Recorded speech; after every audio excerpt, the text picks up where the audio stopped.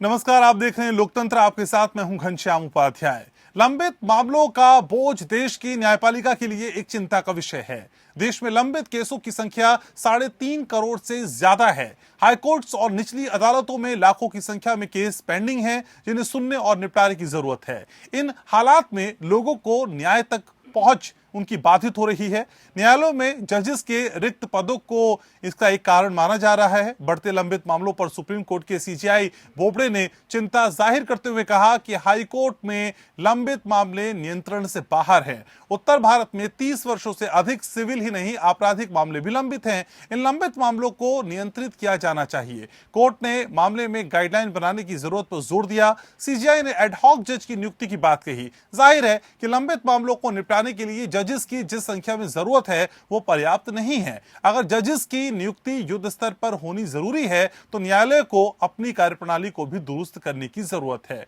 छुट्टियां कम करनी होंगी, एडजर्नमेंट कम करने होंगे। इस प्रक्रिया में वकीलों के साथ साथ जजेस की भी उतनी ही जिम्मेदारी है। आज हम सीजेआई की सिफारिश के सभी आयाम पर गौर करेंगे और समस्या को समझने की कोशिश करेंगे। शुरुआत इस रिपोर्ट के साथ करते हैं।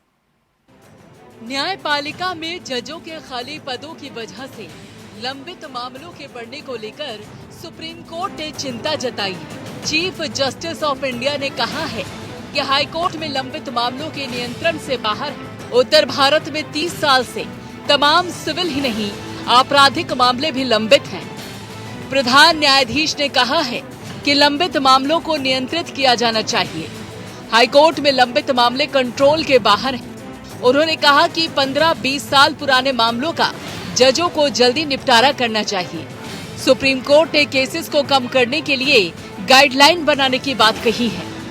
ये कहा गया है कि अगर कोई मामला 8 साल से ज्यादा वक्त से लंबित है तो उसमें हाई कोर्ट के चीफ जस्टिस को एडहॉक जज की नियुक्ति कर देनी चाहिए। ऐसी नियुक्ति सबसे छोटी मानी जाएगी और इससे किसी की भी वरिष्ठता को खतरा नहीं होगा। मुख्य न्यायाधीश ने कहा कि एडहॉक जज लोक प्रहरी सुप्रीम कोर्ट का सुझाव नहीं है, बल्कि ये एक संवैधानिक प्रावधान है। हाई कोर्ट में लंबित मामले बताते हैं कि इस प्रावधान का इस्तेमाल नहीं किया जा रहा है और इसे हम करेंगे। पूरे भारत में हाई कोर्ट, जिला कोर्ट और तालुका कोर्ट के समक्ष कुल 3 करोड़ 77 लाख मामलों में से करीब 37 लाख मामले पिछले 10 सालों से लंबित पड़े हुए हैं। इसमें 28 लाख मामले जिला और तालुका अदालत में लंबित हैं। वहीं 9,20,000 केस हाई कोर्ट में लंबित हैं। 6,60,000 से ज्यादा मामले पिछले 20 सालों से लंबित हैं। इसके अलावा 30 सालों से लंबित पड़े केस की संख्या 1,31,000 है। लंबित केसेस की समस्या सुलझाने के लिए जजों की नियुक्ति जरूरी है। अभी तमाम अदालतों में काफी रिक्तियां हैं, जिससे सुनवाई पर असर पड़ रहा है। सुप्रीम कोर्ट में 58,000 केस लंबित हैं। हाई कोर्ट में 43,63,260 केस लंबित हैं। करीब 360 अतिरिक्त जजों की जरूरत है।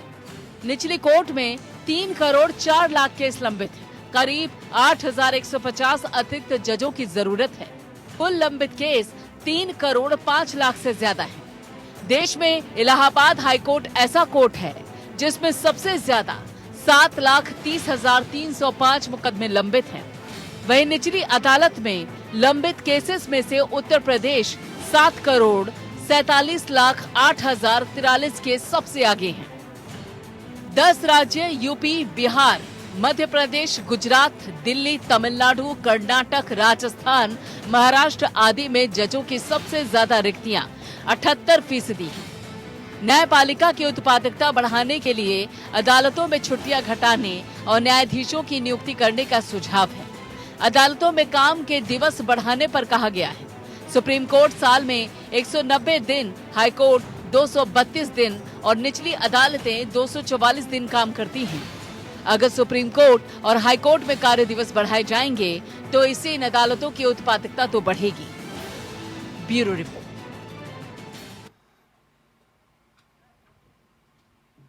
और आज लोकतंत्र में मेरे साथ बेहद खास मेहमानों का पैनल जुड़ा है। परिचय मैं आपका करा दूं। मेरे साथ शशांक वाजपेयी जुड़े हैं, अधिवक्ता हैं सुप्रीम कोर्ट में। मेरे साथ डीपी चौधरी जुड़ रहे हैं, पूर्व जज उड़ीसा हाई कोर्ट के। वाईपी सिंह मेरे साथ जुड़ रहे हैं, आप अधिवक्ता हैं। डॉक्टर सतीश चंद्र मेरे साथ जुड़ रहे हैं, पूर्व जज इलाहाबाद हाई कोर्ट। आप सभी का स्वागत। डीपी चौधरी सर, शुरुआत आप ही से करना चाहता हूं। सर, जो कुछ सीजेआई ने सुझाव दिया है पुराने मामलों की पेंडेंसी खत्म करने के लिए, सुझाव कितने इंपॉर्टेंट है सर?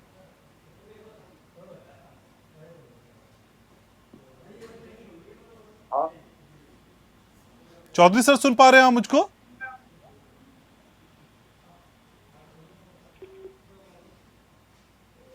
चलिए, डीपी चौधरी जी से बात करने की कोशिश करेंगे, लेकिन डॉक्टर सतीश चंद्र मेरे साथ जुड़े हुए हैं। डॉक्टर सतीश चंद्र, असल में पुराने पेंडेंसी को खत्म करने के लिए सीजेआई का ये सुझाव कितना इंपॉर्टेंट है, कितना महत्वपूर्ण है सर? देखिए, जहां तक ये सुझाव है, ये तो कॉन्स्टिट्यूशन के अंदर ऑलरेडी प्रोविजन दिया गया है एडहॉक जजेस के अपॉइंटमेंट का। सुप्रीम कोर्ट के अंदर जो है वो 128 आर्टिकल में हो सकता है और हाई कोर्ट के अंदर 224 के अंदर सॉरी एडहॉक अपॉइंटमेंट हो सकते हैं जी। जहां तक हमें देखना, भारतवर्ष के अंदर हमारे यहाँ 20 लाख के ऊपर एक न्यायाधीश है। तो इसका मतलब यह है कि जजेस की संख्या तो हमारे यहाँ पहले से ही बहुत कम है। और जो पहली फरवरी को पार्लियामेंट के अंदर गवर्नमेंट ने रिप्लाई दिया था, उसके अंदर बताया था कि 1079 हाई कोर्ट जजेस में से 400 वैकेंसी खाली हैं। Similar position in the lower court, वहां भी 67% वैकेंसी खाली हैं। और जो पेंडेंसी है तो 4 करोड़ के करीब आपकी आती है पूरे भारतवर्ष के अंदर, जिसके अंदर तो 10 लाख तो यूपी के अंदर ही है। इलाहाबाद और लखनऊ को मिला लिया जाए 10 लाख के ऊपर की पेंडेंसी है और 30 साल और 25 साल के पुराने केस पेंडिंग है। तो ये तो आवश्यकता है ही है, एडहॉक जज किया जाए। एक मोड हो सकता है पेंडेंसी को रिड्यूस करने का। इसके अलावा और मोड लिए जा सकते हैं, जैसे कि आप भारत सरकार में देखेंगे, एक चपरासी है और एक सेक्रेटरी है या प्रिंसिपल सेक्रेटरी है, उसकी एज रिटायरमेंट एक ही है। तो हमारे यहाँ जो मजिस्ट्रेट है, सुप्रीम कोर्ट जज है, वो सब न्याय का ही कार्य कर रहे हैं। तो जब सबकी एज जो है 65 पूरी की जाती है, ताकि उनको लगातार जो ढूंढना पड़ेगा, या अपॉइंटमेंट करना पड़ेगा, प्रोसेस करना पड़ेगा, उससे भी फायदा होगा। अभी हमारे यहाँ जब वैकेंसी होती है तब हम जाते हैं, उसको भरने की कोशिश करते हैं, लेकिन ये रेगुलर नहीं है। जैसे यूपीएससी के अंदर है या कहीं भी है, तो पता है कि ये आज ज्वाइन कर 15 तारीख को रिटायर होगा, सबके रिटायरमेंट की डेट पता है, तो हम 6 महीने पहले और साल भर पहले प्रोसेस स्टार्ट कर देते हैं। तो ऐसा प्रोसेस नहीं है। अभी भी कुछ नाम मैं आपको बताता हूँ। मद्रास हाई कोर्ट में था कि वहाँ 7 वैकेंसी थी, उनसे कहा गया 2 जज रिटायर होने वाले हैं 2 महीने के अंदर, तो आप 9 नाम भेज दीजिएगा। मैंने कहा नहीं भाई, मैं तो ऐसा जितने हैं उतने ही भेजूंगा। तो साथ ही जज भेजेंगे। ऐसा नहीं है कि हम दृष्टि रख के काम कराएंगे, भविष्य में पॉलिसी बना ले, वो भी नहीं है। और मैंने बताया कि इसमें बढ़ा करके आप थोड़ा सा रिड्यूस कर सकते हैं, एडहॉक जजेस को अपॉइंट कर सकते हैं, जैसा कि जस्टिस ऑफ इंडिया का सजेशन है, सुझाव है। और इसमें क्या है कि सेक्शन की एक कॉलम आएगी आपके सामने, तो उनको आफ्टरनून या इवनिंग में कोर्ट जा सकते हैं पढ़ने की स्थिति। लेकिन उसमें मुझे बार का सहयोग जो देगा, उसमें थोड़ा शक है।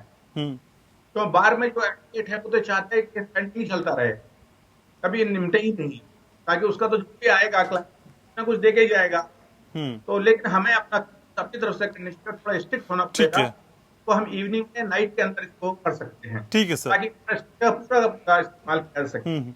ठीक है सर। शशांक वाजपेयी मेरे साथ हैं स्टूडियो में। शशांक जी, असल में किन केसेस को हम पेंडिंग केस मानेंगे? क्या कोई समयावधि है, कोई टाइम फ्रेम है कि इतने लंबे पुराने केसेस पे जिनमें सुनवाई नहीं हो रही है या फिर निपटारा नहीं हो पा रहा है, उनको हम पेंडिंग केस मानेंगे? इसकी रियल डेफिनेशन क्या है? घनश्याम जी, सबसे महत्वपूर्ण बात यह है, मैं दोनों बातों के ऊपर प्रकाश डालना चाहता हूँ। ये जो प्रोविजन आज जिसको माननीय मुख्य न्यायाधिपति जी ने संबोधित किया है, ये भारत में जब संविधान बना था तब ये प्रोविजन नहीं था। 1965-63 में पार्लियामेंट्री डिबेट होती है, उसके बाद ये प्रोविजन, ये अनुच्छेद संविधान में जोड़ा जाता है। उसके बाद इसके ऊपर आज तक नियुक्तियां नहीं हुई हैं, क्योंकि कारण यह है, जो व्यक्ति हाईकोर्ट का जज रहा है, जब उसको आप दोबारा एडहॉक जज बनाएंगे तो उसकी सुविधाओं में काफी कटौती हो जाती है। एडहॉक जज बनाएंगे, उसको मकान की समस्या है, उसको चपरासी की समस्या है, उसके पास कोर्ट रूम की समस्या है, कई समस्याएं होती हैं, इसलिए प्रावधान अभी तक इंप्लीमेंट नहीं हो पाया है, पहली बात। दूसरी बात, जो मुकदमे लंबित हैं, जो मुकदमे जब फाइल किए जाते हैं, डेट ऑफ फाइलिंग से लेकर डेट ऑफ डिस्पोजल तक की जो अवधि होती है वो पेंडिंग मुकदमों की होती है। कई सारे मुकदमे भारत की न्यायपालिका बहुत तेजी से डिस्पोज कर रही है मुकदमों को, परंतु देश की जनसंख्या के हिसाब से, नए वादों के हिसाब से नए वाद लगातार कोर्ट में आ रहे हैं और आने के बाद उनका निपटारा भी तत्कालिक। देखिए, आप इस 6 साल का या 6 साल के पहले का प्रावधान देखते हैं जिसमें कॉर्पोरेट कोर्ट्स बनाई जा रही हैं, जिसमें तत्काल फास्ट ट्रैक कोर्ट्स बनाई जा रही हैं, जिसमें उच्च कोर्ट्स में काफ़ी फास्ट डिस्पोजल हो रहा है, पर वादों की संख्या लगातार बढ़ रही है। इनको घटाने के लिए जो प्रावधान करना होगा वो यह करना होगा कि आर्बिट्रेशन मीडिएशन को और बढ़ावा दें, पहली बात। दूसरी बात, मेरा एक संक्षिप्त निवेदन ये है कि भारत में मान लीजिए हम एडॉक जजेस की नियुक्ति भी करते हैं, क्या हमारे पास सफिशिएंट नंबर कोर्ट रूम उपलब्ध है? नहीं है। उसके बाद उनको पूरा स्टाफ देना पड़ेगा, क्या वह स्टाफ है हमारे पास? नहीं है। कई जनपद न्यायालयों में मैं जिम्मेदारी के साथ ये बात कह रहा हूं, आज भी पूर्ण रूप से कोर्ट का स्टाफ नहीं होता है। कभी जज साहब आते हैं परंतु जज साहब का स्टाफ नहीं होता है, स्टेनो नहीं होता है, लाइट नहीं होती है, कंप्यूटर नहीं होता है, तो मुकदमा डिस्पोज नहीं हो पाता है या सुनवाई नहीं हो पाती है। तो हमें कई रूप में, विस्तृत रूप में काम करना पड़ेगा। 10, 20, 30, 50 जजेस की नियुक्ति कर देना या ना नियुक्ति कर देना ये प्रावधान का समाधान नहीं है। समाधान ये है कि अपनी न्याय व्यवस्था को और मजबूत बनाएं, सुदृढ़ बनाएं और माननीय मुख्य न्यायाधिपति का जो हमारा वक्तव्य है कि हम जजेस को बढ़ाएं और एडॉक जजेस की नियुक्ति करें, इनको तत्काल प्रभाव में लाना चाहिए और सरकार इसके लिए कटिबद्ध और वचनबद्ध है। ठीक है, डीपी चौधरी हमारे साथ जुड़ चुके हैं। डीपी चौधरी सर, असल में एडहॉक पर जजों की नियुक्ति की बात जो कही गई है सर, इसका पैमाना क्या होगा, इसका क्राइटेरिया क्या होगा, इसकी नियुक्ति की प्रक्रिया क्या होगी सर? देखिए, 224 का जो संविधान में व्यवस्था है, इनमें एडहॉक जजेस का अपॉइंटमेंट का प्रावधान रहा है जी। उसी सिलसिले में मान्यवर सीजेआई ने जो सुझाव है बहुत अच्छा है और इनके लिए तो सारी हाईकोर्ट को अपना अपना सुझाव देने के लिए बताया है, मगर इसमें एक रूल बनाना पड़ेगा और इनमें हो सकता है, क्योंकि अभी जो परिस्थिति है, आप जो बोल रहे हैं कि अभी जो हमारे भी पहले से जो रिसोर्स पर्सन बताए जी कि अभी गंभीर समस्या है कि इतना केस सुधारने के लिए ये जो प्रस्ताव है तो कभी संविधान में है मगर इनको इस्तेमाल किया नहीं ना। अभी तक इनको अगर इस्तेमाल करेंगे और इनको सुझाव में चलेंगे शायद कुछ डेवलपमेंट हो सकता है, मगर इसके लिए अभी तो it is too early to say, क्योंकि इनके लिए आपको रूल बनाना पड़ेगा, कुछ किसी की तरफ में करना पड़ेगा, किसी रिटायर्ड जज में उनका विलिंगनेस कंसेंट वगैरह वगैरह लेना पड़ेगा। बट इसलिए बहुत अच्छा है, ये प्रस्ताव जो है बहुत अच्छा है। ठीक है सर। वाईपी सिंह भी हमारे साथ मौजूद हैं। सिंह साहब, असल में हम केस पेंडिंग की बात कर रहे हैं सर, कोर्ट्स में केस पेंडिंग की मूल वजह क्या समझ में आती है? पहले तो मैं धन्यवाद करूंगा, आपने जो आज का टॉपिक जो लिया है बहुत ही इम्पोर्टेंट टॉपिक है जी। न्याय व्यवस्था में हमारी जो पेंडेंसी है, पेंडेंसी को खत्म करने के लिए इनफैक्ट जो सरकार, सेंट्रल गवर्नमेंट कदम उठा रही है, उसमें सबसे पहला मैं सुझाव ये दूंगा कि जो हमारी न्याय व्यवस्था है उसमें रिटायर्ड जजेस से, सपोज रिटायर्ड जजेस को एडहॉक जजेस या रिटायर्ड जजेस, उनकी बजाय जो प्रक्रिया है हाई कोर्ट में भी जजेस जो जाते हैं हमारे एलिवेट होते हैं, वकील से जो सीनियर वकील होते हैं, लर्निड होते हैं, इसी तरीके से आप एक जो इंफ्रास्ट्रक्चर है, इंफ्रास्ट्रक्चर में कोर्ट फी आप बढ़ा दीजिएगा। न्याय, किसी भी लिटिगेंट को न्याय जल्दी से जल्दी चाहिए। कोर्ट फी पे करने में, यदि वकील की फीस करता है कोर्ट फी पे करने में कुछ उसका बहुत ज्यादा कोई इस तरह का उसके ऊपर बर्डन नहीं आएगा। लेकिन जो जजेस की नियुक्ति है, जजेस की नियुक्ति मैं मानता हूं कि बजट है, बजट के अनुसार ही चलना है, लेकिन ये अभी 36 करोड़ की जनसंख्या थी आजादी के समय, इस समय जो जनसंख्या है वो 136 करोड़ के करीब है। उसके अनुसार हमें जजेस की जो नियुक्ति है, परमानेंट जजेस की नियुक्ति करनी चाहिए। प्लस पेंडेंसी का एक विशेष कारण है, इसमें कहा जाता है कि भाई डिले है लिटिगेंट्स की तरफ से और या वकील की तरफ से। जजेस मैक्सिमम जो एडजॉर्नमेंट होते हैं वो जजेस की तरफ से होते हैं, तो उसको खत्म किया जाए। जजेस भी, यदि जजेस छुट्टी पे है छुट्टी पे है तो अपनी जो आपने अभी थोड़ी देर पहले बताया कि हाई कोर्ट में जो वर्किंग जो है वो तकरीबन 225 डेज है, सुप्रीम कोर्ट में 190 एंड 244 जो ना डिस्ट्रिक्ट कोर्ट्स में, ये वर्किंग बढ़ा दी जाए, लेकिन साथ साथ में जितने जजेज हैं वो सिंसियरली काम करें, एडजॉर्नमेंट पे जो ना वो ना जाके डिस्पोजल करें 5 साल के अंदर। मेरा मानना है कि जो क्रिमिनल केसेज है मैक्सिमम 5 साल के अंदर, सिविल केसेज हैं जो डिस्प्यूट जो ना वो सिविल टाइप है वो 3 साल के अंदर ही जो ना खत्म हो जानी चाहिए। इसके लिए यदि बजट बढ़ाना पड़े तो सरकार को बजट बढ़ा के जो नियुक्ति है, नियुक्ति जल्दी से जल्दी नियुक्ति भर के, वकील एक से एक काबिल वकील है उनमें से आप अपॉइंटमेंट करें। जो जज सपोज ठीक से काम नहीं कर रहे या यदि उनका कार्य करने का तरीका सही नहीं है या किसी और गतिविधि में इन्वॉल्व है, उनको तुरंत हटा के और काम करने के लिए अच्छे लोग लाए जाएं। और मैं मानता हूं कि मोदी जी का जो विजन है वो ये है कि ये सब सुधारों में जो जितने सुधार हैं, जुडिशियल सिस्टम का जो सुधार है सबसे पहले रिक्वायर्ड है। जज यदि जज बन गए तो ये नहीं होगा कि भी वो अपनी नौकरी करके जाएंगे। यदि he is not capable, he is not performing better, immediately जो ना ही शुड बी रिमूव और he should be want first and he should be remove. काम को काम के तरीके से जल्दी खत्म करने के लिए सुनवाई करें। वकील जो ना वकील कोई डिले नहीं कर सकता, ज्यादा से ज्यादा 1 दिन की तारीख ले लेगा, 2 दिन की ले लेगा, हो सकता है वो बीमार हो या कोई समस्या हो पारिवारिक या दूसरी है, इससे ज्यादा कुछ नहीं होता। जो टेंडेंसी इनफैक्ट जो ना वो उसी तरफ से जो है, बोबड़े साहब जो हमारे ऑनरेबल चीफ जस्टिस हैं, ठीक है सर, उनका अच्छा विजन है। लेकिन इसमें मैं जो कहूंगा कि जुडिशरी अपना खुद नोटिस लेके और काम को आगे बढ़ाने का जो एक्सपेडिशियस डिस्पोजल है उसके लिए काम करें। ठीक है सर। साथ में सरकार बजट दे, ये बढ़ा दे, कोर्ट भी बढ़ा के जो ना ये है कि जो खर्चा आता है वो खर्चा जो ना पब्लिक देगी अपना, और ये जो इनफैक्ट जस्टिस डिलीवरी सिस्टम मजबूत होगा एंड जस्टिस जो ना वो फास्ट होगा। पर खर्चा बढ़ने से आपको नहीं लगता वाईपी सिंह साहब की जो सस्ता सुलभ न्याय मिलने की बात कही जाती है उस पर भी एक सवाल खड़ा हो जाएगा, और आखिरी व्यक्ति तक न्याय पहुंचने की जो बात कही जाती है उस पर मुश्किल हो जाएगी? सर उसके लिए हमारे यहाँ लीगल एड का एक प्रोविजन दिया गया है। लीगल एड में क्या है कि यदि लेडीज हैं या जो SC/ST हैं या अबाउ 60 ईयर्स ऑफ सिटीजन्स हैं, उनके लिए फ्री सुविधा हमारे यहाँ की गई है। और उसमें जो ना कोई भी लिटिगेंट जो ना यदि लेडीज है, SC/ST है या अबाउ 60 ईयर्स ऑफ है, उसको फ्री में न्याय उसको मिलेगा। लेकिन होता क्या है, ठीक है, सपोज आपका 100 करोड़ का एक प्रॉपर्टी का केस है, वो 100 करोड़ का प्रॉपर्टी का केस यदि उसको जल्दी से जल्दी सॉल्यूशन चाहिए तो वो 10-20 हजार या लाख 2 लाख 10 लाख जो ना वकील को भी सपोज फीस देता है, वो खर्चा करेगा।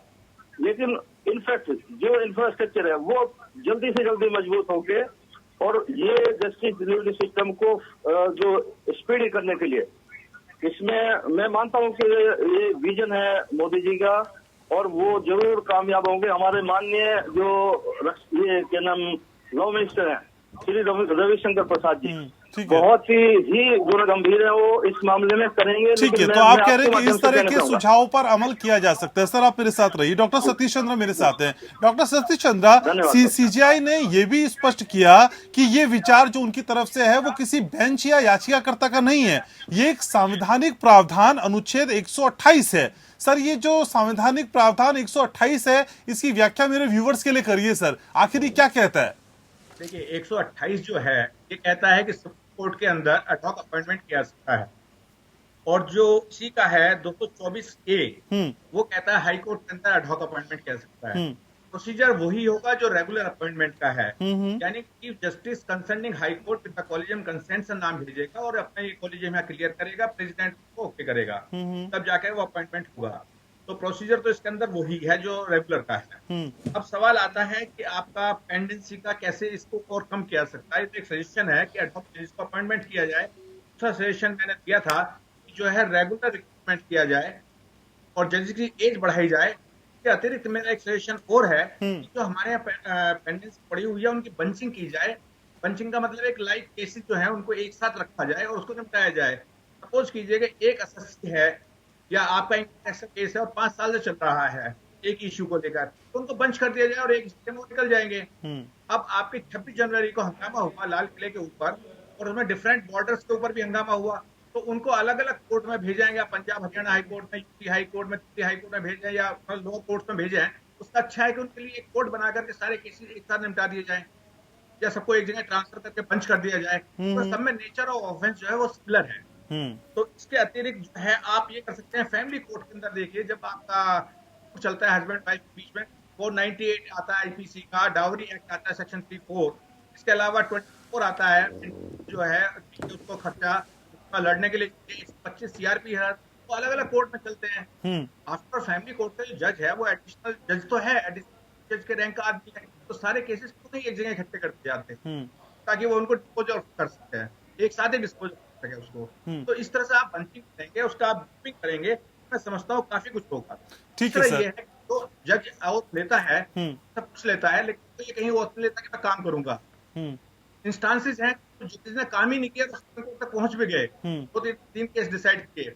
तो उसके अंदर मेरा कहना ये है कि जो आप एडहॉक जजेस अपॉइंट करने जा रहे हैं उनको आप थोड़ा सा प्रमोशन दें, उनका वर्क देखें। और हमारे यहाँ क्या है कि नेशनल जुडिशियल डेटा ग्रिड, उसके अंदर हर जज ने कितने जजमेंट किए हैं, क्या जजमेंट हैं, सबके सारे अवेलेबल हैं। ठीक है सर, मुझे ब्रेक पे जाना है, लेकिन ब्रेक पे जाने से पहले वाईपी सिंह साहब आप कुछ कहना चाह रहे हैं, जल्दी से कहिए सर, फिर ब्रेक लेना है। हाँ उपाध्याय साहब, मैं इनफैक्ट जो ना एक डिस्ट्रिक्ट कोर्ट का अध्यक्ष भी हूँ और कोऑर्डिनेशन कमेटी दिल्ली की डिस्ट्रिक्ट कोर्ट बार एसोसिएशन का चेयरमैन भी रह चुका हूँ। मैंने जो समस्या फेस की मैं वो शेयर करना चाहता हूँ आपसे। अभी जो कोलिजियम सिस्टम है उसमें थोड़ा सा देखो इंटरफियर करना पड़ेगा। वो कह रहा कि पिछले एक साल कोविड से पहले अपॉइंटमेंट थे हाईकोर्ट जजेस के, लेकिन वो अभी तक भी क्लियर नहीं हुए। वो कह रहा है कि जो ऑनेस्ट जजेज हैं वो किसी न किसी कारण से जो न पीछे रह जा रहे हैं, और जो इधर उधर से दाव पेच लगा के जो आगे जाना चाह रहे हैं वो अपना उसमें सक्सेस हो जा रहे हैं। यदि जो सेंटर का प्रपोजल है कोलिजियम सिस्टम पे भी कंट्रोल होना चाहिए, और कोलिजियम सिस्टम जो ना वो ठीक हो जाएगा। एक कमेटी अलग से जो बन के जो ठीक होता है तो बहुत फास्ट जो सिलेक्शन प्रक्रिया वो फास्ट हो जाएगी, हो जाएगी। ठीक है सर, जजों की नियुक्ति जो ना वो बहुत ही अच्छी तरीके से हो जाएगी। इतना लंबा समय हो गया। ठीक, आप देख रहे हैं लोकतंत्र में आज हम बात कर रहे हैं सीजेआई के उस सुझाव की, जिसमें वो कहते हैं कि जो रिटायर्ड जजेस हैं उनको एडहॉक पे नियुक्त कर लेना चाहिए, जिससे पेंडिंग केसेस की संख्या कम हो सकती है। एक सुझाव उनकी तरफ से आया है। इसी पे चर्चा करने के लिए मेरे साथ बेहद खास मेहमानों का पैनल जुड़ा हुआ है। मेरे साथ डॉक्टर सतीश चंद्रा है, साथ ही साथ डीपी चौधरी भी जुड़े हुए हैं, पूर्व जज हैं उड़ीसा हाईकोर्ट के। चौधरी सर, असल में क्या इस सुझाव के बाद जो नियमित न्यायाधीशों की नियुक्तियां हैं उस पर भी किसी तरह का असर पड़ सकता है? नहीं, कुछ नहीं असर पड़ता। अच्छा, क्योंकि जब भी आप देखिए, जब सिलेक्शन प्रोसेस चल रहा है तो सिलेक्शन प्रोसेस किसी का भी चल रहा है एक साल। अभी तो देखिए, अभी जो अखबार में आया है कि मिनिस्ट्री में, लॉ मिनिस्ट्री में 7 महीने से 19 महीने तक ऐसे पड़ा है कॉलेजियम का नाम जाने के बाद भी, तो पर ऐसे कुछ नहीं असर पड़ेगा। क्योंकि आजकल देखिए जो जिसी तरफ से जा रहा है आपका जो कॉलेजियम का सिस्टम और वगैरह, जो मिनिस्ट्री जो लॉ मिनिस्टर सेंट्रल हमने दे रहे नाम रेकमेंड कर रहे हैं, तो इसका टाइम तो लगता है कि इसलिए कुछ मैटर तो हो जाए, कोई असर नहीं आएगा ऐसे ही। ठीक है, तो आप कह रहे हैं इससे किसी तरह का कोई ऐसा असर नहीं पड़ेगा? ठीक है, शायद कुछ हमारा जी कहिए सर।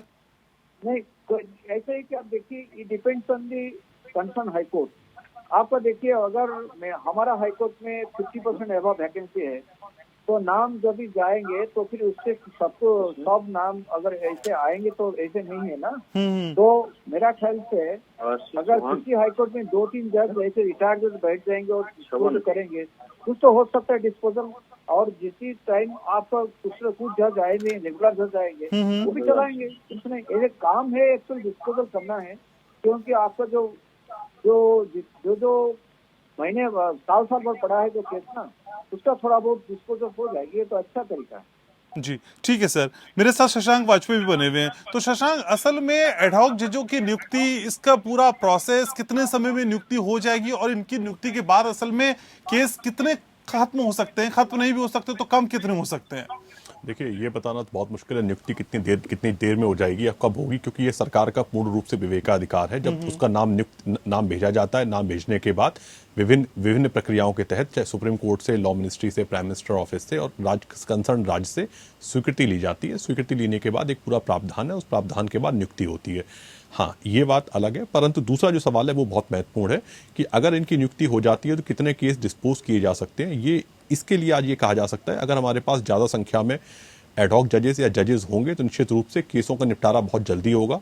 और दूसरी बात, जो हम एडहॉक जजेस की नियुक्ति की बात कर रहे हैं, अगर वो रिटायर्ड जजेस, रिटायर्ड हाईकोर्ट जजेस नियुक्त होते हैं तो निश्चित रूप से उनको उस हाईकोर्ट का, उन केसेस का बहुत अच्छा तजुर्बा और अनुभव होता है, जिसकी वजह से केस को डिस्पोज करने में बहुत आराम मिलेगा। और निश्चित रूप से देश की न्याय प्रणाली में जो संविधान का मन है, संविधान की इच्छा है कि देश में जन जन तक यथाशीघ्र न्याय पहुंचे, वह न्याय पहुंचने का सपना अवश्य पूरा होगा। मुख्य न्यायाधिपति द्वारा दिया गया सुझाव बहुत सम्माननीय और बहुत जल्दी इंप्लीमेंट करने वाला है। अगर यह इंप्लीमेंट होता है तो आने वाले समय में एक अच्छी प्रथा का शुभारंभ होगा। ठीक है। डॉक्टर सतीश चंद्रा, संविधान का अनुच्छेद 224A, जिसका जिक्र आप भी कर रहे थे सर, जो कोर्ट्स में सेवानिवृत्त न्यायाधीशों की नियुक्ति पर विचार करता है, इसमें क्या राष्ट्रपति की सहमति भी संदर्भित है सर? अगर ऐसा है तो प्लीज मेरे व्यूवर्स को बताइए सर। हाँ, बिल्कुल है। और ये जो एडहॉक अपॉइंटमेंट होगा, ये लाइक ए रेगुलर अपॉइंटमेंट होगा। मतलब सुप्रीम कोर्ट का कोलिजन जब इसको क्लियर करेगा तो ये फिर जाएगा प्रेसिडेंट की कंसेंट के लिए। मीनिंग देयर बाई कि ये में होता हुआ ये प्रेसिडेंट की कंसेंट जाएगा, क्यों? प्रेसिडेंट ने तो सिर्फ साइन ही करने हैं, तो बाकी वो एसीसी के अप्रूवल जो भी है इनका, वो सारा वही प्रोसीजर है जो रेगुलर के लिए है। लेकिन मेरा इसमें दो सजेशन है जी। पहला सजेशन तो ये है कि जो एडहॉक अपॉइंटमेंट कर रहे हैं पूर्व जज का, उस जज का ये देखा जाए कि उसका टेन्योर कितना रहा है और उसने कितने केसेस डिसाइड किए हैं।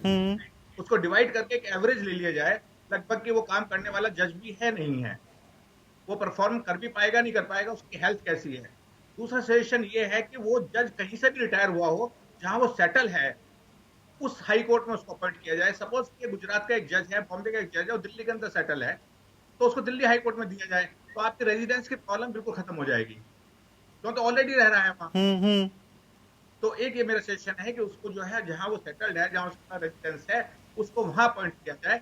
और दूसरा ये है कि मैंने आपको बताया था कि उसका एवरेज देखा जाए, और ये एवरेज लेना मुश्किल काम नहीं है, क्योंकि मैं पहले भी कह चुका हूँ, नेशनल जुडिशियल डेटा ग्रिड हमारे पास है, उसके अंदर वो देख सकते हैं।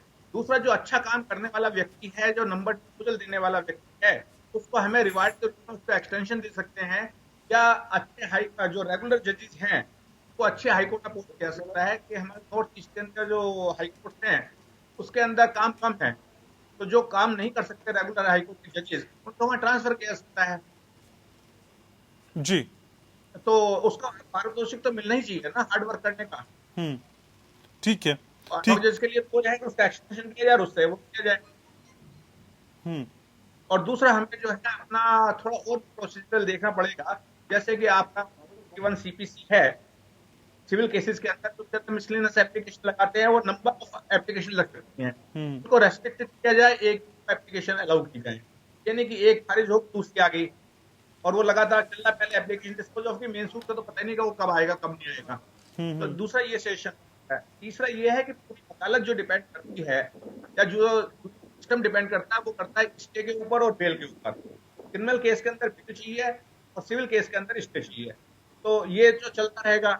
मुझे याद है इलाहाबाद हाई कोर्ट के अंदर एक आर्मी ऑफिसर की रिटायरमेंट थी उस टाइम में, लेकिन हाई कोर्ट ने उसको फर्दर ऑर्डर दिया हुआ था ऑर्डर, और वो 63 तक पहुंच गया, मतलब ओरिजिनल जो आया था। इसके अंदर हमें, मेरा सजेशन है कि इसके अंदर टाइम बाउंड होना चाहिए कि आपको बेल मिल रही है तो 1 साल के लिए मिलेगी, उसके बाद उसको रिन्यू किया जाएगा, और स्टे है तो वो 160 डेज के लिए है या 6 महीने के लिए, महीने की एक लिमिट उसको किया सकती है, तो उसके अंदर किया सकता है।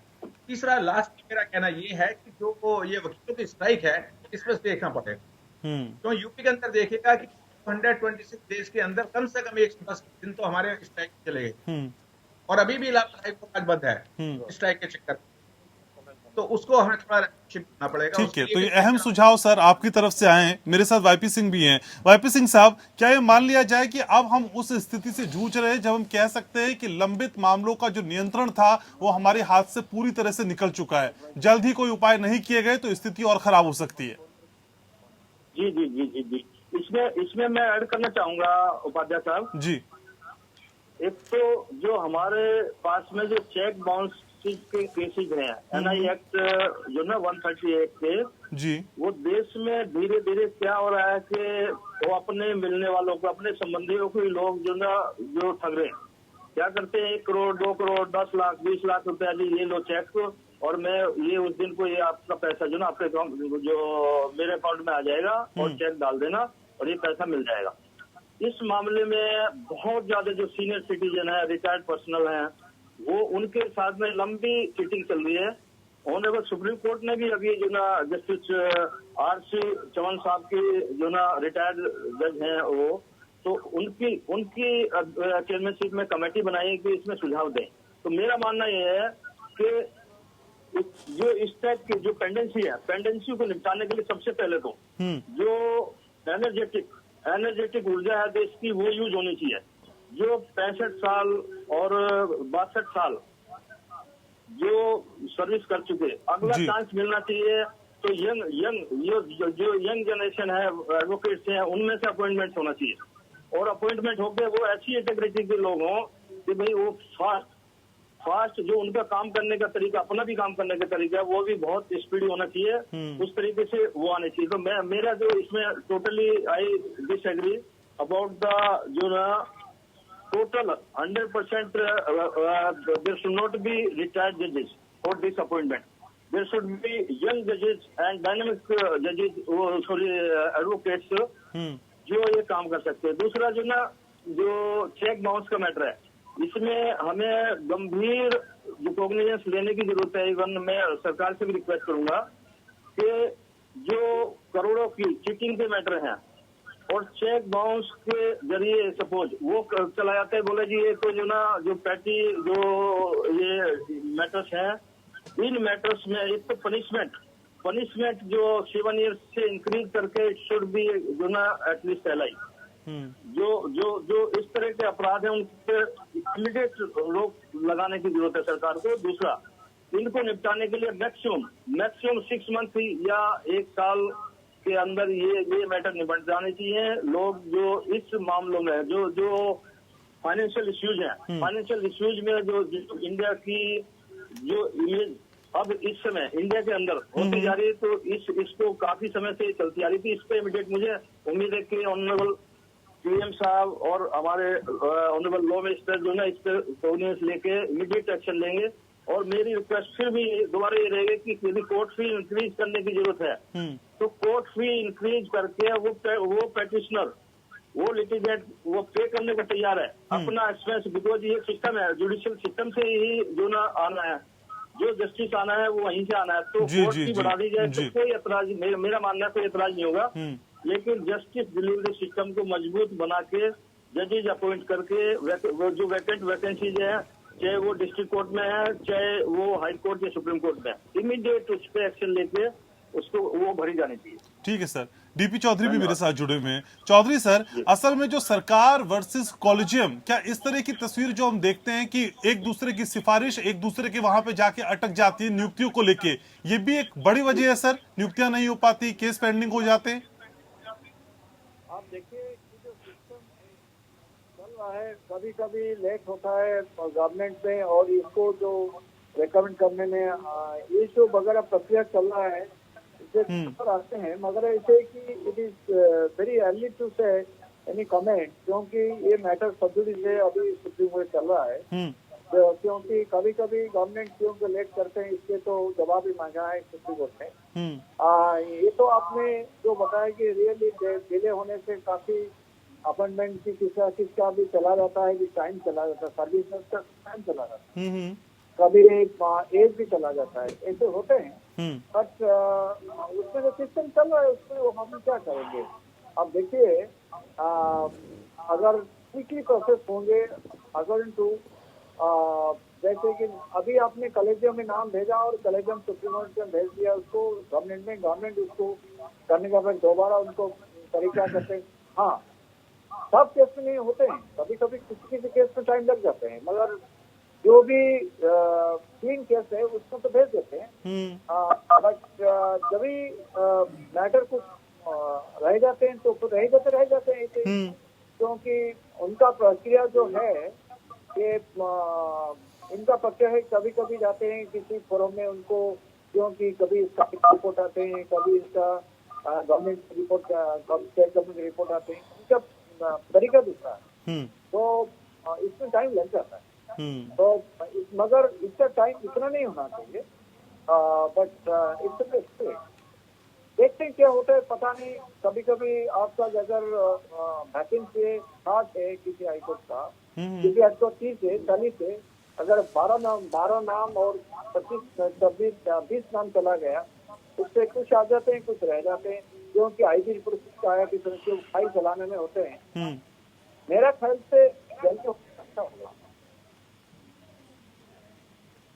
ठीक है सर, ठीक है सर, ठीक है सर। आपकी हाँ, इसमें एक लाइन ऐड और करना चाहूंगा, if you permit me please. जल्दी से सर, जल्दी से। हाँ जल्दी। उपाध्याय साहब, इसमें जो मेन मैटर्स अभी प्यारल जो फैमिली डिस्प्यूट के मैटर हैं, वो उनमें फास्ट ट्रैक, इनफैक्ट जो फास्ट ट्रैक कोर्ट होनी चाहिए। बिकॉज क्या होता है 10 साल 15 साल एक हस्बैंड वाइफ के डिवोर्स पिटीशन में ही लग जाएगी डिसाइड होने में कि वेदर इट मतलब he is entitled for divorce और नॉट, तो और शी इंटाइटल्ड। जो सेक्सुअल हरासमेंट के केसेज है उनमें हो चुका है फास्ट ट्रैक कोर्ट, तो इसमें भी फैमिली कोर्ट्स में भी इमीडिएटली जो ना रिक्वायरमेंट है कि फास्ट ट्रैक कोर्ट इसमें भी होने चाहिए। ठीक है। शशांक वाचू मेरे साथ है। तो शशांक, जिन सिफारिशों की, जिन सुझावों की हम बात कर रहे हैं, उससे ज्यादा आपको क्या लगता है जो अदालत की जो तमाम रिक्तियां अभी भी पेंडिंग है, उन रिक्तियों को भी फुलफिल करने की जरूरत है क्या? क्योंकि उन रिक्तियों को भरे जाने के बाद शायद पेंडिंग केसेस कम हो जाए। बिल्कुल घनश्याम जी, जितनी भी रिक्तियां हैं उनको तत्काल भरने की आवश्यकता है। उसको भरने के लिए यथाशीघ्र हमारी सरकार और राज्य की न्यायपालिकाएं और केंद्र की न्यायपालिका दोनों अपने स्तर पर सब प्रयास कर रही है, परंतु ये प्रक्रिया थोड़ी सी लंबी जटिल है, क्योंकि न्यायपालिका की अपेक्षा रहती है कि कोई भी व्यक्ति जो कि अधिवक्ता के बाद न्यायमूर्ति के रूप में किसी भी जगह सुशोभित हो तो उसको पूर्ण रूप से जांच पड़ताल की जाए, और जांच पड़ताल करने की प्रक्रिया काफ़ी लंबी होती है। पहली बात। दूसरी बात यह है कि आज देश के अंदर जितने भी न्यायाधीश हैं, न्यायमूर्ति हैं, चाहे वो डिस्ट्रिक्ट कोर्ट से लेकर उच्चतम न्यायालय तक, उनकी कार्यक्षमता और जितनी अधिकतम क्षमता है वो उसका उपयोग करके बढ़ा रहे हैं, सुविधाओं को बढ़ा रहे हैं। आज वीडियो कॉन्फ्रेंसिंग से सुनवाई हो रही है। ये एक देश दुनिया के लिए एक एग्जाम्पल बन रहा है कि भारत में लॉकडाउन के बाद भी काफ़ी ज़्यादा मामलों को निपटाया गया, जिसको केंद्र सरकार ने, अधिवक्ता गणों ने और राज्य की प्रशासनिक मशीनरी ने काफ़ी सराहा है। इस बात को आज हमें अपनी टेक्नोलॉजी का और उपयोग करना होगा। माननीय मुख्य न्यायाधिपति ने इसके पहले एक और बहुत अच्छा सुझाव दिया था आर्टिफिशियल इंटेलिजेंस का, कि हम और अच्छे रूप से न्यायपालिका में अपने सुझावों को कैसे प्रस्तुत कर सकें। एक नया सुझाव आया था कम पेजों का उपयोग करना। अब दोनों तरफ सुप्रीम कोर्ट में पेज टाइप होते हैं जिससे पेजों की बचत हो। तो इनके कार्यकाल में और आने वाले समय में देश की न्यायपालिका लगातार तरक्की कर रही है और अच्छे न्यायाधीश इस रूप में आएंगे, और हमें ऐसी उम्मीद है कि आने वाला समय न्याय को जो डोर स्टेप पर पहुंचाने की बात की गई थी उसके लिए एक सुखद अनुभव जनता को महसूस होगा। डॉक्टर सतीश चंद्रा, न्यायपालिका की उत्पादकता बढ़ाने के लिए आपको क्या लगता है छुट्टियों को कम कितना जरूरी है करना? क्योंकि जानकारी ये भी है, एक मैं कहीं पढ़ रहा था कि सबसे ज्यादा अदालतों में ही किसी दूसरे सरकारी विभाग के हिसाब से छुट्टियां ली जाती हैं, सबसे ज्यादा छुट्टियां यहीं ली जाती हैं। नहीं, ऐसा नहीं है। अच्छा। जो जज काम करता है, अगर आप उसका काम देखेंगे, शाम को ही उसके पास फाइलें आ जाती हैं अगले के एडमिशन, जो कि 200-250 के करीब होती हैं फाइलें। उनको उसको पढ़ना होता है रात में, उसके बाद सुबह उसको जाना होता है, सुनना होता है, जजमेंट लिखाना होता है, उसको करेक्शन करना होता है। तो आप क्या चाहते हैं कि मतलब वो 2 मिनट का रेस्ट भी ना कर पाए या 2 दिन का रेस्ट भी ना कर पाए? तो ऐसा नहीं है। जो बनाई गई थी sir, summer vacation, winter vacation, puja पे छुट्टी, ये सारी छुट्टियां होती है ना सर? नहीं होती तो है, लेकिन उसके अंदर जो पेंडिंग काम है वो निपटाया जाता है। जो हमने जजमेंट रिजर्व किए हुए हैं उनको निपटाए जाते हैं। अब बाहर दुनिया सोचती है कि छुट्टी हो रही है, लेकिन कोई देखे जो जजमेंट रिजर्व कर लिया है 500 पेज का है या 2000 पेज का, उसको भी तो लिखाना है, वो छुट्टियों में तो लिखाया जाएगा। अच्छा, तो वो देखा जा सकता है। वैसे भी छुट्टियां तो वैसे भी कम करते जा रहे हैं डे बाई डे। सर एक आंकड़ा मेरे पास है जो मैं शेयर करना चाहता हूं आपसे, 2018 का आंकड़ा है हालांकि, कि सुप्रीम कोर्ट में 193 डेज काम हुआ, 193 दिन काम हुआ, जबकि देश की विभिन्न हाई कोर्ट औसतन 210 दिन खुली रही। सर 365 दिन में से 210 दिन और 193 डेज जस्टिफाइड है सर? नहीं सर, जस्टिफाइड तो कहा जा सकता है और नहीं भी कहा जा सकता, ये तो आपका अपना विवेचना के ऊपर पूछ रहा हूँ सर, मैं तो लेकिन ये पूछने के लिए बुलाया सर सुप्रीम आपको, कोर्ट जो हमें है, रात को जानकारी होती तो है। हम पूछते ही नहीं, हम तो जानकारी लेना सुप्रीम चाह रहे कोर्ट हैं रात बस। को काम करता है, 3 बजे कोर्ट खुलता है, सैटरडे संडे भी खुलता है, इमरजेंसी केसेस के अंदर सैटरडे संडे रात को 2 बजे भी खुलता है, इसमें तो बहुत अच्छी बात है। रात को हाँ, नाइट में भी किया है, नाइट में भी किया है। लेकिन तो सर ऐसा नहीं वंस है इन ब्लू काफी- मून कोई चीज होना, लेकिन रेगुलेटरी में चीज होना, दोनों में फर्क है ना सर? हाँ, उसको किया जा सकता है, थोड़ा कम कर सकते हैं आप। वो वैसे मेरे विचार से हाई कोर्ट और सुप्रीम कोर्ट ने अपने आप ही कुछ चीजें कंटेन करती हैं। ठीक है। वाईपी सिंह साहब, क्या वाकई छुट्टियां भी एक बहुत बड़ी वजह है? क्योंकि लोग बहुत सारे ये भी कहते हैं कि देखिए समर वेकेशन इतनी लंबी हो जाती है जिसकी वजह से केस पेंडिंग हो जाते हैं, क्या छुट्टियों में हाथ तंग थोड़ा करने की जरूरत है? बिल्कुल उपाध्याय साहब, इसमें मैं आपके जो व्यू है उनसे कुछ मायनों में एग्री हूँ। ऐसा कुछ नहीं है कि यदि डिनर डिले करना चाहते हैं, छुट्टियां लेना चाहते हैं, लेकिन काम को जो ना, जैसे हमारे माननीय प्रधानमंत्री जी डे एंड नाइट काम कर सकते हैं, उनकी भी एज अभी अबाउट 70 ईयर्स के करीब है। तो काम करने के लिए हमें आगे आना पड़ेगा और बहुत ही स्पीडी सिस्टम जो ना लेना पड़ेगा। छुट्टियां जो कम करके यदि हम जो ना काम को तवज्जो दे और काम निपटाए, तो मेरे विचार से मैं इसके लिए मैं एग्री हूँ। काम जो ना प्रायोरिटी है। और हमें अब एक चीज मैं ये बताना चाहूंगा, इंडिया में क्या है कि जितने भी ब्यूरोक्रेट्स हैं, वो ब्यूरोक्रेट्स जो अंग्रेजों के समय में जितनी सुख सुविधाएं थी उनको तो बराबर लेना चाहते हैं, लेकिन जो काम जो करना है, उस काम करने में जो है वो उसी स्पीड से काम नहीं हो रहा है। तो ब्यूरोक्रेट्स को अभी समझना पड़ेगा, जुडिशरी को अपने अंदर झांकना पड़ेगा कि भाई किस तरीके से हम जो ना जस्टिस जो ना बहुत ही अब पब्लिक की क्या है, justice delayed means justice denied.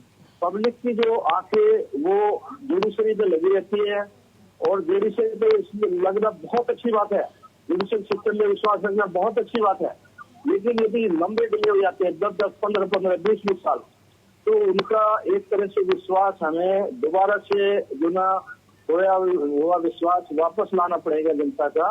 इसके लिए काम करना पड़ेगा जुडिशियल सिस्टम को। मैं being an advocate, being president of one of the bar association, मैं आपको आश्वासन देता हूँ कि वकील हमारा, कोई भी वकील डिले के पक्ष में नहीं रहता और ना ही डिले वकील कोई अपनी तरफ से कर सकता। यदि जुडिशरी यदि सिस्टम को कॉग्निजेंस लेके डिले के सिस्टम को और जो एक्सपीडियस जो ट्रायल है, एक्सपीडियस जो ना जो जल्दी से जल्दी जो न्याय दिया जाए उस पर विचार करेगी। हम साथ खड़े हुए हैं और ये होना चाहिए। ये आपकी मुहिम आज की इनफैक्ट जो ना very very important and public में मैसेज जाना चाहिए कि हम सब मिलकर, चाहे गवर्नमेंट हो, चाहे जुडिशरी हो, चाहे एडवोकेट्स हो, सभी को मिलकर इसमें सोचना पड़ेगा और जल्दी से जल्दी न्याय दिलाने के लिए हमें सबको आगे आना पड़ेगा।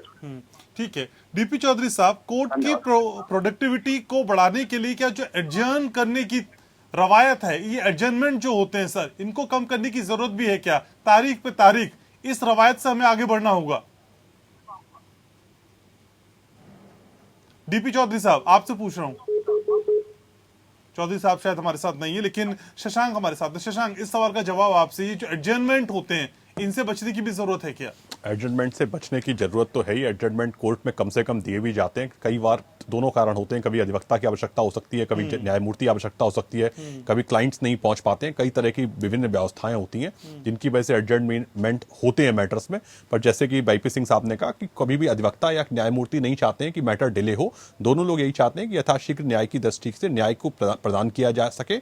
कभी कभी कोर्ट के ओवरबर्डन है, अगर मैंने किसी कलकत्ता हाई कोर्ट के बारे में बात करते हैं, जब सब कुछ इतना आदर्श है तो फिर पेंडेंसी क्यों है? पेंडेंसी में घनश्याम जी एक बात बहुत साफ है, इसके पहले भी कुछ मुख्य न्यायाधीश न्यायपति लोगों ने कहा था कि पेंडेंसी को आप पेंडेंसी में नंबर ऑफ केसेस को मत देखिए, नंबर ऑफ न्यू फाइलिंग देखिए। कुछ केसेस हैं जो पुराने फाइल किए गए हैं, काफी केसेस जो लगातार डिस्पोज किए जा रहे हैं, नए केसेस फाइल हो रहे हैं, उनका डिस्पोजल हो रहा है। तो एवरेज डिस्पोजल में जो ओल्ड केसेस को छोड़ दें, बहुत ज्यादा टाइम नहीं लगता। कई सारे केसेस 3 महीने में डिस्पोज होते हैं, कई सारे केसेस 2 महीने में डिस्पोज होते हैं। सुप्रीम कोर्ट का डिस्पोजल लेवल बहुत फास्ट है। अगर आप लेटेस्ट डेटा को कंसल्ट करेंगे तो आप पाएंगे कि जो मुकदमे आज दाखिल हो रहे हैं, हम लोग भी रोज नित्य नियम से प्रैक्टिस करते हैं सुप्रीम कोर्ट में, हाई कोर्ट में, काफी मामलों को हम देखते हैं कि पहली बार में डिसाइड हो गया या विद इन 6 मंथ्स डिसाइड हो गया, 3 मंथ्स डिसाइड हो गया। तो कई केसों में बहुत जल्दी न्याय मिल रहा है। कुछ एक्सेप्शनल केसेस को आप छोड़ दें। शशांक, एक डेटा मेरे पास है कि पूरे भारत में हाई कोर्ट, जिला कोर्ट और तालुका कोर्ट के सामने कुल 3 करोड़ 77 लाख मामलों में से करीब 37 लाख पिछले 10 सालों से लंबित हैं।